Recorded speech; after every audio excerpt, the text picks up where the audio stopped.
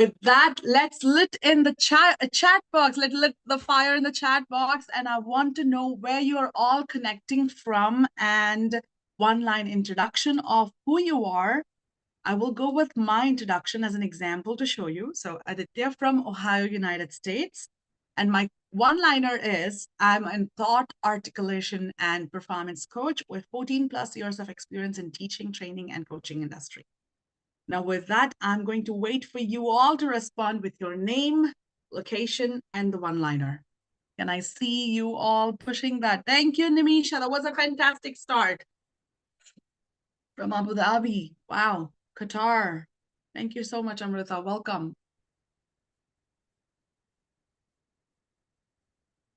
I'm looking for some one-liners. Who are you? What do you do? Passionate teacher. Fantastic, Anupa. Thank you. Good evening. Thank you. There's a lot of community joining from Abu Dhabi, Kuwait, and Dubai. And wow, fantastic principal. Thank you so much for joining. Primary teacher. All right. Thank you. Enjoy this participation. Please do read how others are participating and what they are writing in the chat box. It's fantastic to see that we are going global. That's beautiful. 200 plus participants, and I'm so happy to discuss with you. I'm going to directly dive into the topic. My dear friends, the core challenge. Yogendra, I need your help. We're going to launch our first poll. Fostering a growth mindset in classrooms. I would like to quickly check in. We all hear this phrase from our students, from our children, I can't do it. When you hear it, what do you feel? Is it the biggest barrier preventing you from helping that child overcome it? I want you to see if you can participate in the poll and tell me. All right, I think we're still waiting for the poll updates.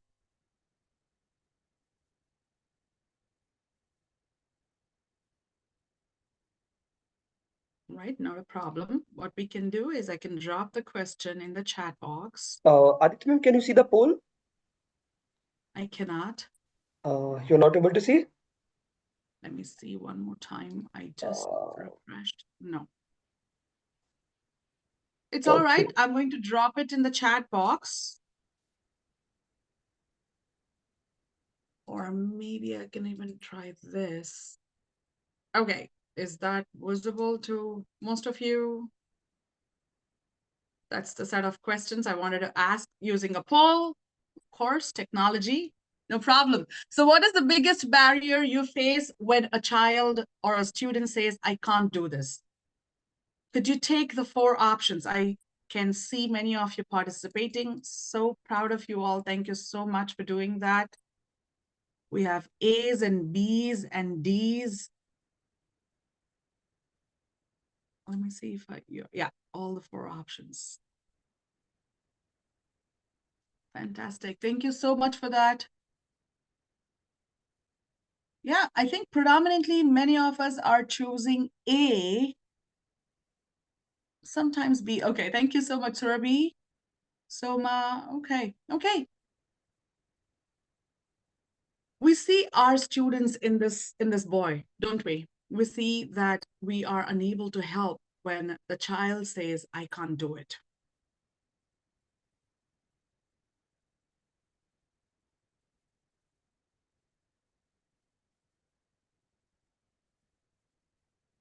Thank you for all those responses. My dear friends, teachers, educators, you know, I want to just confirm one more thing. Okay. Yogendra, I see the poll now, but I'm going to go on further. Okay, thank you. Whether you choose time, pressure, or student beliefs, or even parenting problems, the root problem is the same. When a child says, I can't, they shut down the pathway to grow. They shut down the pathway to grow. When a child says, I can't, they start believing their intelligence is fixed It's an unchanging thing, a talent they either have or don't. When students believe effort doesn't matter, they choose the easy road, or worse, they stop trying. Failure, which should be a best data point for teachers like us, educators like us, it's going to become a label. Instead of a lesson, it's a label. So I want to check with you all these three icon statements, the impact that these icon statements create.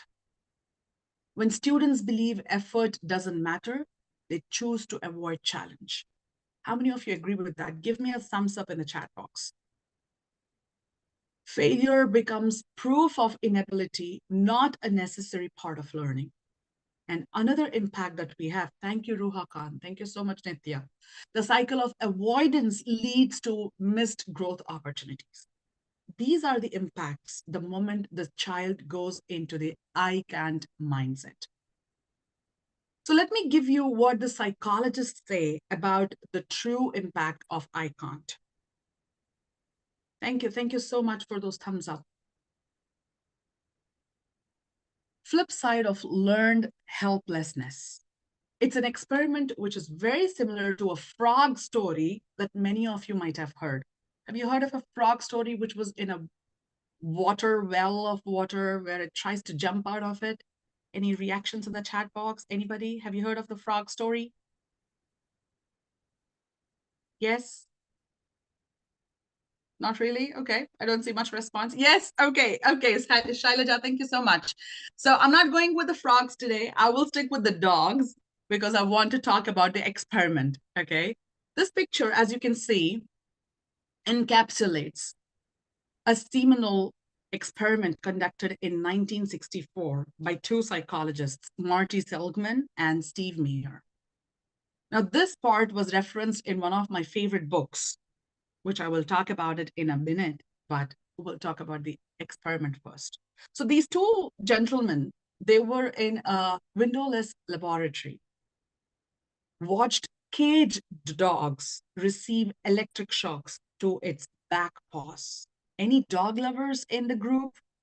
I am so sorry. This is not about animal violence, but this is an experiment which took place long time ago. So I hope your sentiments are not hurt, but we're trying to learn what that experiment is. Yes, I'm sorry, Rajashri, but this was the experiment which was done long time ago. Yeah, Neelu, I'm sorry. But let's see what is the learning from here. So the shocks came randomly and without warning.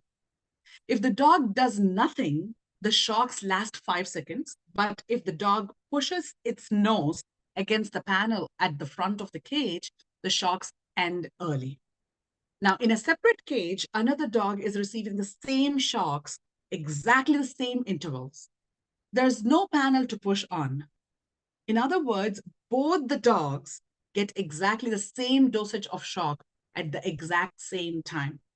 But only one of the dogs has the control of how long each shock lasts.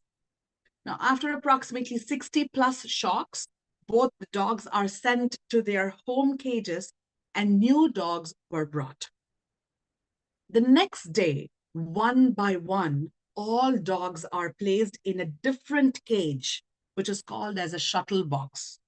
Now, there is a low wall, just high enough for the dogs that can, leap the barrier if they try.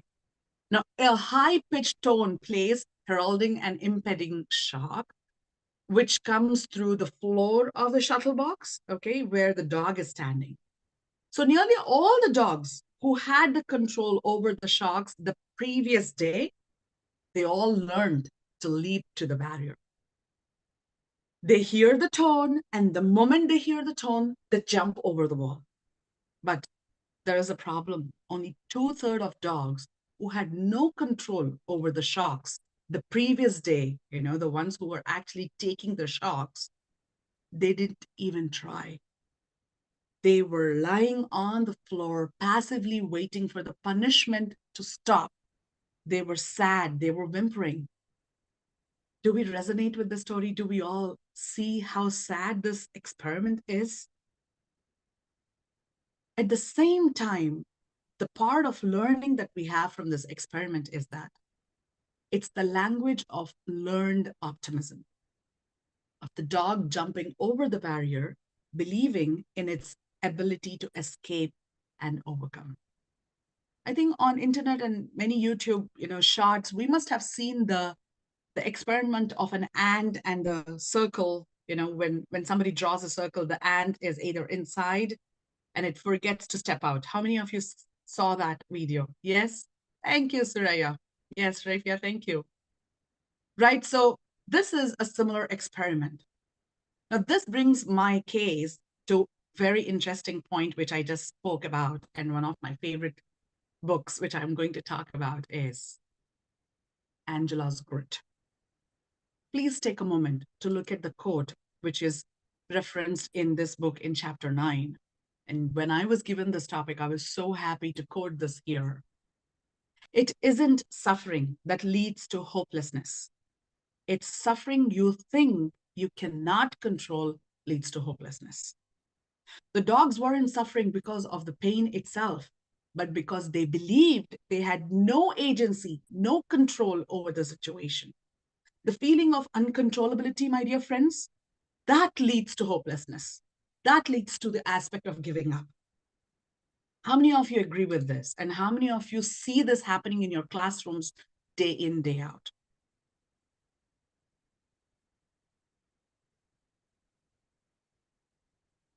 Thank you. Thank you so much, Dheeraj. Thank you so much, really.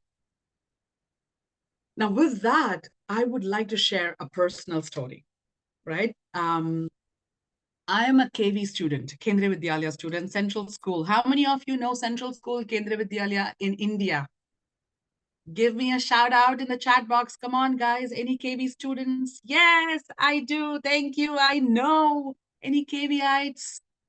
Thank you, thank you, thank you. You see, I'm forming a community myself. All right. But the story is, thank you. Thank you so much. That's so warm. I have taught a lot of them. Thank you. Thank you, Sonu. Fantastic.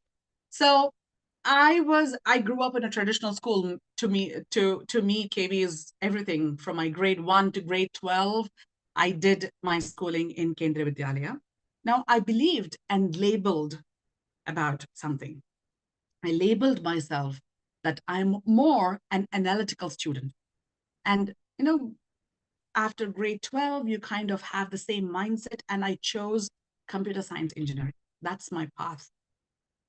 But let me tell you a little bit more details of the story, okay? Are you able to see me in the screen? Give me some thumbs up. I want to see if you're able to. Yes, thank you, Nisha. Thank you so much for confirming. Perfect. Okay, so I never thought I could be curious in learning people. I thought my brain is all analytical. I'm this math person, programming person. I believed and labeled myself that I am not a people person. Please remember, I'm a coach today. Connect the dots. Bear with me. I've thought through the story. I never liked social studies. We had a subject called social studies growing up, and it had history, geography, we had anthropology, a little bit of sociology. It was a mix of everything. Those subjects were painful for me. I used to get fever. If my mom is hearing this, she will be smiling and she knows how much I went through it. I would be in pain. My teachers used more traditional and rote methods. We were told to swallow each page of those Kundra Baba guides. I don't know if you have ever heard of those guides. No shame, no defame to the publishers, but that was the strategy. We had to memorize everything from the books. Have you heard of those guides? Anybody, social studies, Kundra Baba? Anybody who did something in such schools probably might know what I'm talking about. Yes, Sonu, you are my person. Thank you so much. You know what I'm talking about. Oh, fantastic, Nilu. Thank you. Thank you. Yeah. So that was the method. And I'm not blaming anybody. Please bear with me. This is my story as a student. Okay. I was not sure what I learned, and I didn't even understand what that Van Gogh or another Russian Revolution, World Revolution. I had no clue. I understood nothing about leading to a deep sense of academic learned hopelessness. I felt I had no control over my learning. over my success, over my tests, or anything. The belief, the fixed mindset self-talk was so powerful that it kept me away from those subjects so many years. Now, life happened. Let me give you a little bit more about my life. I'm a mother. I'm a mother of three beautiful girls, and we have traveled across the globe with all these girls, and we have lived in multiple countries. Now, to help my daughters who have not done a lot in Indian education, to help them connect with the roots, I thought, okay, they should learn more about the world. I had to relearn how to love geography, history, or social studies altogether. Now, in this relearning, I discovered I actually love it. I realized I'm a person who thrives on understanding the emotions, cultures, and diverse experiences of people, which is exactly what history or geography or social studies were back in time. It's quite contradictory to the aspect of my analytical side of my brain. It's not the analytical element that I believed and labeled myself as. I did my master's in international business and ended up setting up a business where I interacted with diverse people.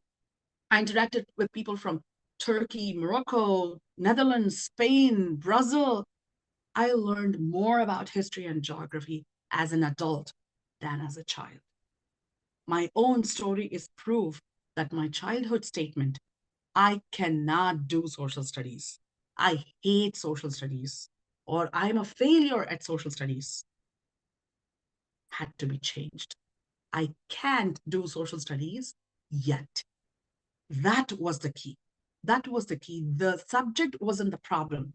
The strategy and the mindset were.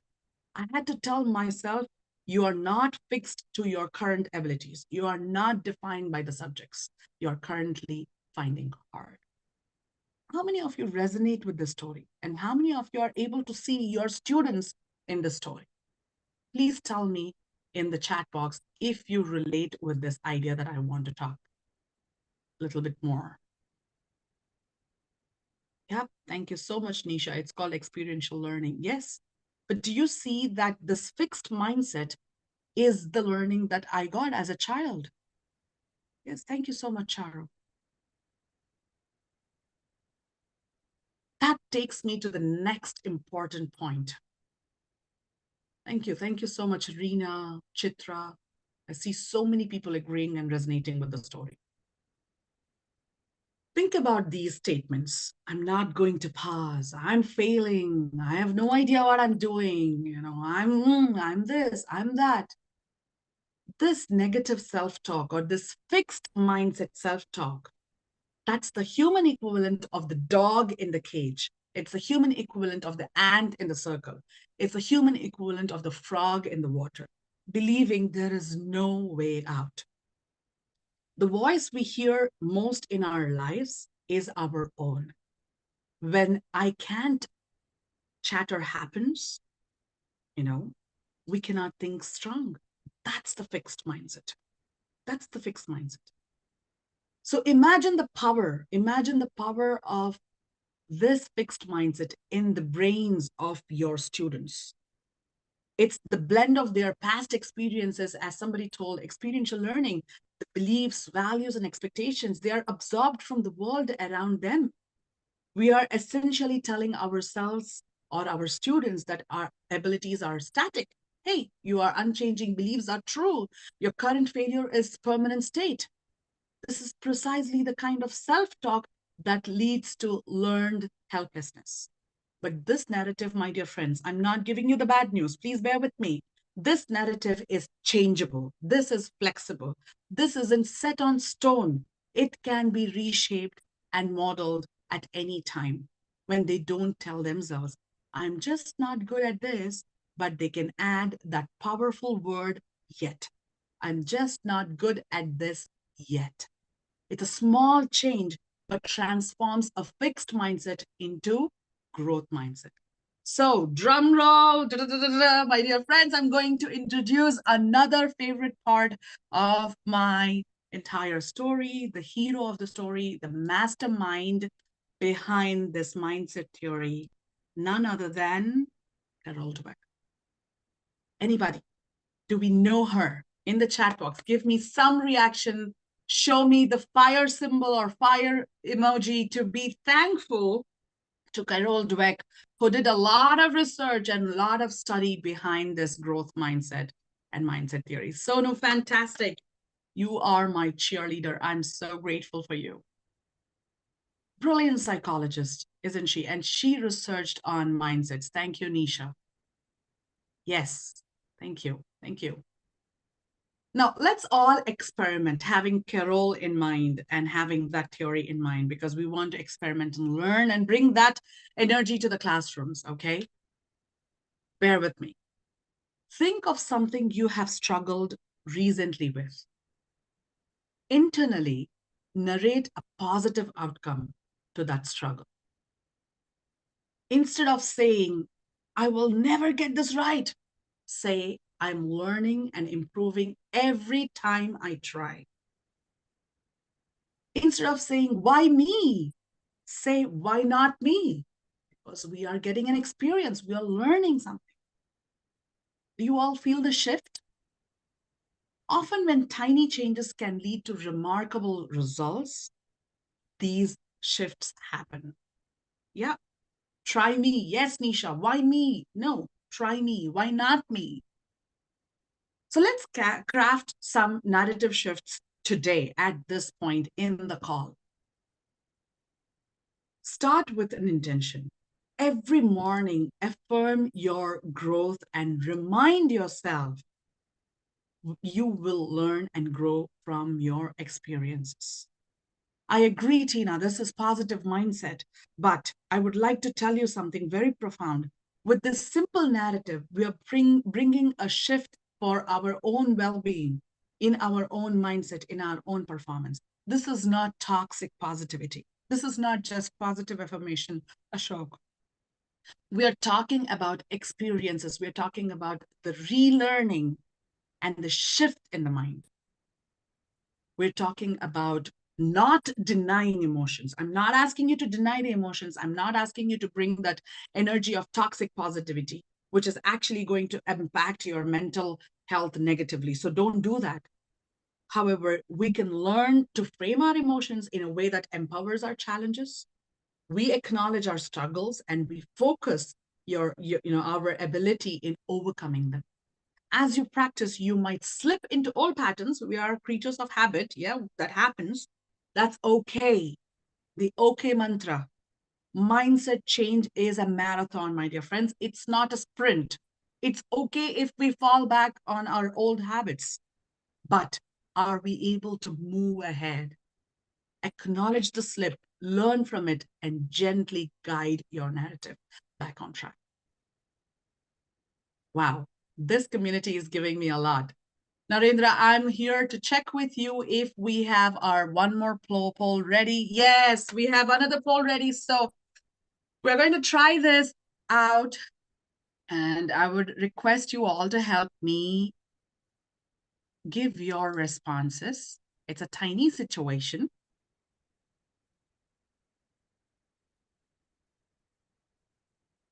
There's a technology glitch. It happens all the time. Right before the call, I was in a panic because my internet was giving up and down. Yogendra was like, ma'am, your internet, not so good. So this is a quite common thing. But imagine the situation, a crucial piece of classroom technology, it fails during your most important lesson of the week. What does this incident reveal about teaching with technology? Okay, I'm getting to see there's around, I think, 40% of the people. Okay, beautiful. We can wait for one more moment. I cannot promise minute, but one more moment. As many as you as possible, please try to respond to the poll just for the sake of our experiment to see who we are.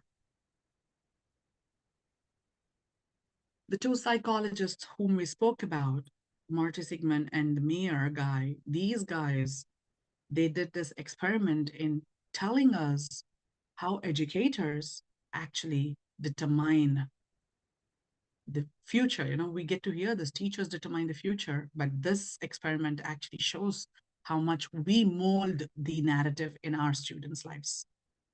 All right, I'm going to end the poll. I see. There we go. Can you all see the results? Give me some reaction in the chat box. Most of you have chosen the first one. Thank you, Ravindra, for confirming first. So as educators, the way we explain a failure determines where we maintain hope and try again. So the first one, if you can see, it's specific, internal. Let me close the, thank you. Okay, did I close the poll? Are you able to see the screen? Just confirming. Thank you. Perfect, thank you so much. If we are taking the first option, I'm seeing many of us are choosing the first option. It's quite specific, internal, and changeable. And if we choose the second one, it's permanent and pervasive. So this is the optimist and the pessimist mindset that we go with into the classrooms. And this brings the entire shift in the dynamics of your students, in the brain of your students, in the physical structure of your students' brain. That's where my next important point is going to be. We're talking about neuroplasticity. I'm going to play a tiny video. It's not video that you have to be informed of, but I would love to do a tiny activity again here in the chat box. Drop two words that come to your mind. One could be the literal word, and the other one could be the symbolic or analogical word for the video. I have an example. When I see this video, I can think of these two words. So give me some words in the chat box, my dear friends. Clay, skill, mold. Thank you, Avid. Pottery, hard work. Smita, fantastic. Skill, adaptation, Anupa, fantastic. Skill, pottery, clay. Skill, creativity, dedication. Look at that. Creativity. Fantastic, flexible, stress buster. I was thinking the same. So I've given you the YouTube link on the screen. You're welcome to see it. Is so satisfying and stress busting. I agree, Nagajyoti. Fantastic. So what I want to see here is how the word clay or the malleability is associated with neuroplasticity. Malleability, raw clay, is soft and formless, much like an untrained brain that is highly adaptable. That is what most of our students are. Neuroplasticity means the brain isn't fixed, but can be moldable. Shaping and imprinting, as Potter's touch, you can see that he's leaving marks, creating a unique vessel. Similarly, every new skill, every experience leaves neural imprint, strengthening the pathways. Transformation, through focused effort, the potter is able to make a defined pot. He's able to create something beautiful. Through consistent learning, the brain rewires itself to handle new tasks. Entire engagement, holistic engagement. Look at that. Pottery uses the hands, mind. It's using senses, as somebody said, satisfying. Where does that come? When you're able to focus with all the three elements of your life, mind, body, and spirit. So you're fostering integrated learning. Neuroplasticity involves widespread neural networks. Conscious or unconscious change. The potter makes conscious decisions sometimes in giving the physical shape to the clay, or sometimes unconscious decisions, as in he doesn't know what physical property is being influenced because of the environment or the influence. Similarly, our focused intent drives neuroplastic changes, but unconscious processing also reshapes our mind. Give me a thumbs up or a reaction in the chat box if you're able to see what I wanted to bring to the platform, the analogy of potter's art and teacher's art. Thank you. Thank you, Neelu, Sandy, Surabhi. Love those thumbs ups. Appreciate it. Thank you so much. Potter and teacher. Yes, we rhyme. All right. All right. So neuroplasticity is, again, I'm just trying to reinforce the idea. Um, it's the brain is not fixed, it's plastic, meaning it can physically change, restructure, and form new neural connection throughout life. So neuroplasticity is the brain's ability to reorganize itself by forming new neural connections throughout life. So how does the mindset shape the brain? Now you spoke about pottery, Aditya, you spoke about neural networks. How does mindset actually change? It's the effort. It's the new learning that is actually bringing a change. It's the growth mindset that is actually making new neural pathways. Where is your role? Teacher's role as a plasticity agent, teacher's role as an important person in changing the brain structure. It is the praising effort and strategy. You have to be able to look through the students. It's not talent. It's not just the idea of grades and results. Praise the effort, praise the strategy. We teachers make sure that our brains are changeable. If we are able to learn and experience them in our everyday life, we will be able to give the same to our students. This belief empowers your classrooms. This belief empowers your students to engage in the effort required to trigger their own neuroplasticity. Thank you so much for those beautiful thumbs up. I'm seeing many of you agree with this aspect. Now comes another important aspect, the language of growth. Praising a child's intelligence is toxic to their motivation. How many of you agree with this? How many of you agree with this sentence on the top right corner where I said, praising a child, hey, good girl, hey, you're a genius. That's toxic for their motivation. This is a fixed language. My dear friends, please be mindful. We have seen this probably in our childhood, in our upbringing. We should not repeat this mistake. When you use this language, you are reinforcing the fear of failure. You're teaching people, you're teaching students fear of failure. Why? Because it's put them in a fixed mindset cage, just like the dog in the cage. If they fail next time, they prove they aren't smart. Instead, we must praise controllable factors, factors like strategy, factors like effort, factors like focus, factors like resilience. These are the things they can replicate next time. When you say you are a genius at math, students hear, I must be perfect. On contrary, when you say, I noticed a smart strategy, John, you chose a very good strategy. And I think, that is a strategy to be able to solve this. The student hears, I can get better by choosing better strategies, better methods. Do we see the difference? I saw somebody saying not agree, but the idea here is that praising only the result, praising only the idea of their personality, their identity is toxic. It is not teaching us enough. Thank you. Yes, many people giving me thumbs up and they're giving me agreed. Fantastic. Let's do a small activity, okay? You see there is this fixed mindset box. Let me push my face to the other side so that you guys can read. Okay, there we go. We have 3 statements. I want you to give me the possible growth praise to these 3 statements. You can choose one, like for example, I've given you my statement. You are genius at math. The growth praise could be, I noticed the smart strategy you chose. That's the better way to do. Go ahead. So that is my growth praise. Can you give me a growth praise in the chat box?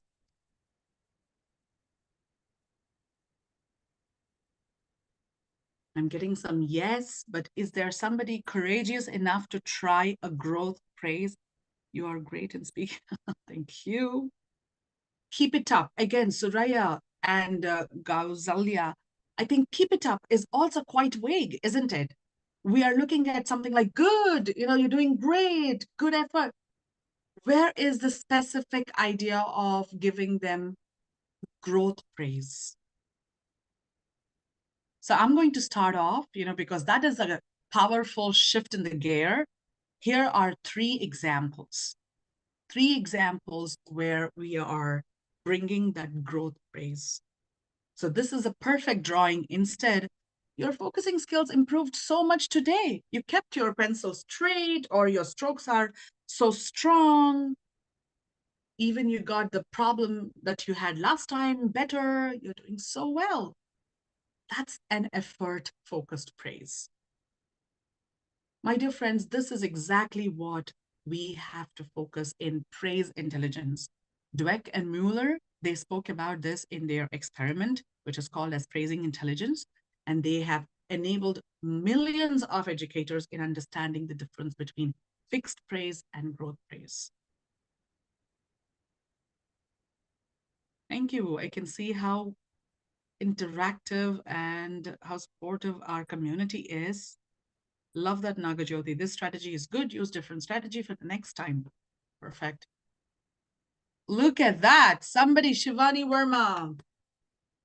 Great job. Thank you so much. Guys, you got to look into the chat box. The chat box is lit on fire. You're able to see beautiful comments. There is somebody who has posted unbelievably long list of growth praise. I'm going to save the chat. You can do the same. You can go to the three dots in the corner of the chat box and click the save chat. You can do it now or later. Then you can see and you can go back to those chats. All right, so I'm going to move on. Thank you so much for that wonderful response. We're looking at actionable feedback. I think probably the last time I had session with S. Chand, I had the topic feedback. And 90% of my session was based on growth feedback, growth mindset. So praise is a motivator, my dear friends. I agree with that. But feedback is the roadmap, So as you can see, John Hatie and, this guy, temporarily, you have a model which talks about feedback must tell the student what to do next. Needs improvement, keep it up. These are quite vague. It just confirms their belief. We're not looking at confirming their belief. We are looking at molding their belief. Remember, you are the agents of neuroplasticity. You are the agents of physically molding their brain structure. So we are going to do a GGA approach, and I hope we are all there to observe this approach. And let me see if I'm able to push myself to the center or somewhere around here to show you that. Okay, so the GGA approach is goal gap action. Goal, for example, your objective is clear. Gap, but you only used one evidence point. I'm an English teacher, so if I'm looking for evidence points in their essays, and then I give them an action feedback, go back to the second paragraph and add a specific quote from the text to support your claim. It can be as specific as possible. No sugarcoating.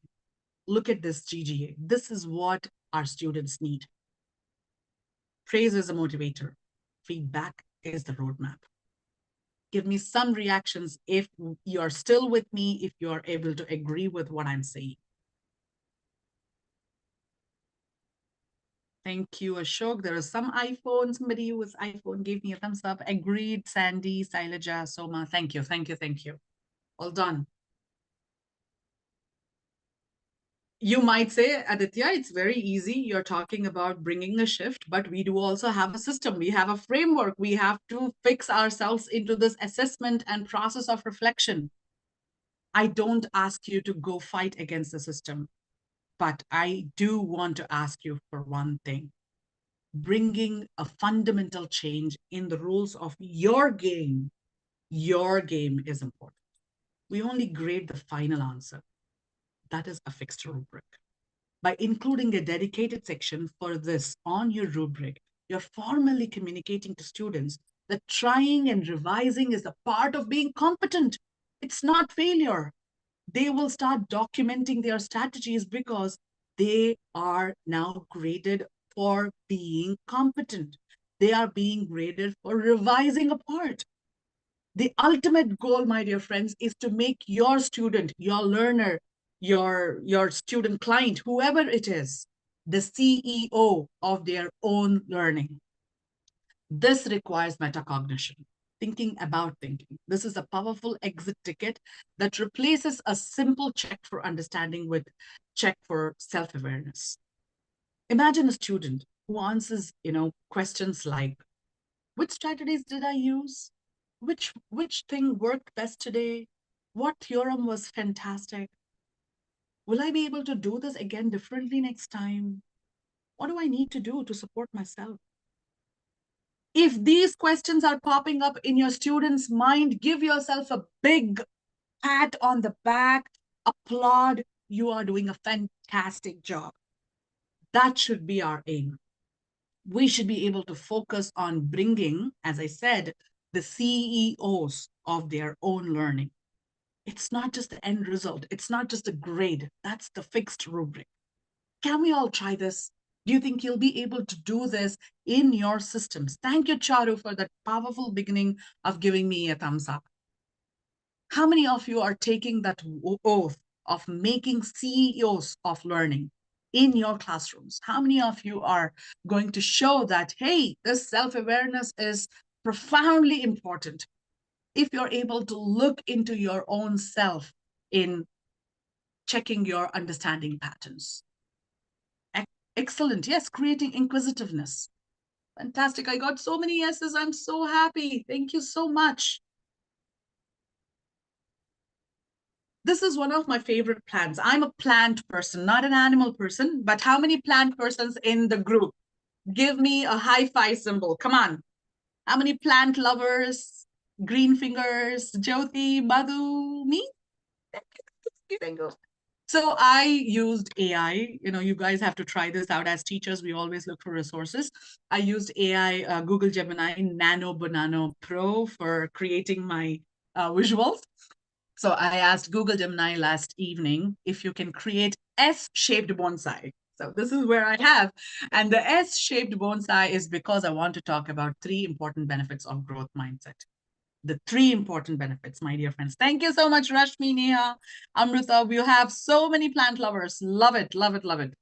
But let's look at what this bonsai plant is teaching us. What is this bonsai tree is teaching us? This S-shaped 3 important S's. The benefits of having a growth mindset are actually very easy to remember. And that's why I'm bringing the plant lovers, because there are 3 of them, and they all start with the letter S. You're more likely to start, you're more likely to stick with it, and you are more likely to stay hungry. Start, stick, stay hungry. 3S. How many of we agree with this 3S? And do you think you'll be able to remember the 3S bonsai? Thank you, Madhu, Kritika, Jagan. Yes, the 3S is so powerful. The characteristics of growth mindset people are, 1, they're intellectually curious. So growth mindset people tend to be lifelong learners. We are lifelong learners. We are creating lifelong learners. The characteristics of growth mindset people tend to help the reshaping of societies. They will bring many strategies and solutions that translate into being more resilient solutions. They tend to be more flexible. They tend to be more adaptable. This means you can handle change. Let another 100 AIs come into the world. If you are somebody who has growth mindset, if you are able to have 3S, you can handle the change.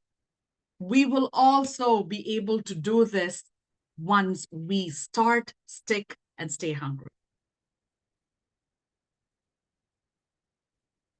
I love the chat box. Awesome. I'm getting so many hearts and thumbs up. Oh, I'm so overwhelmed. I'm so happy to see that.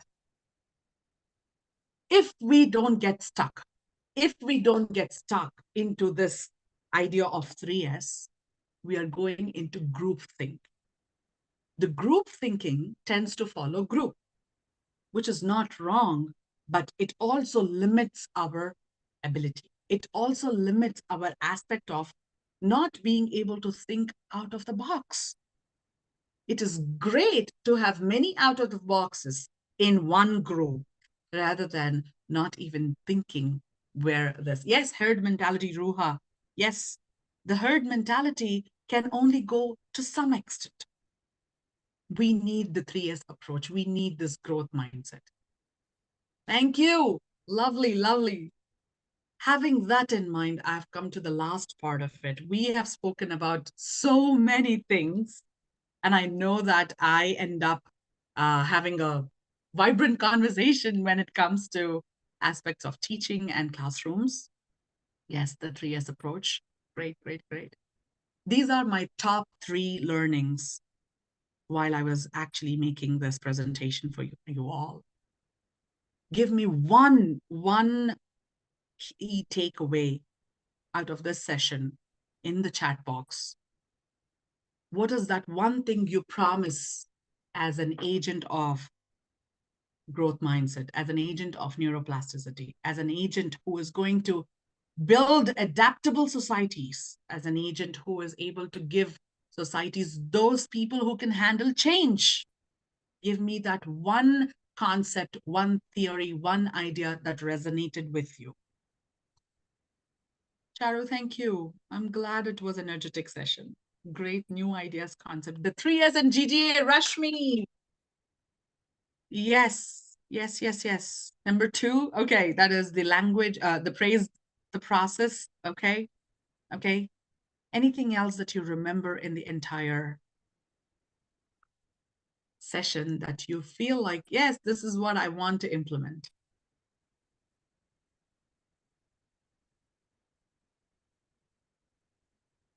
Listen to different opinions, accept the change.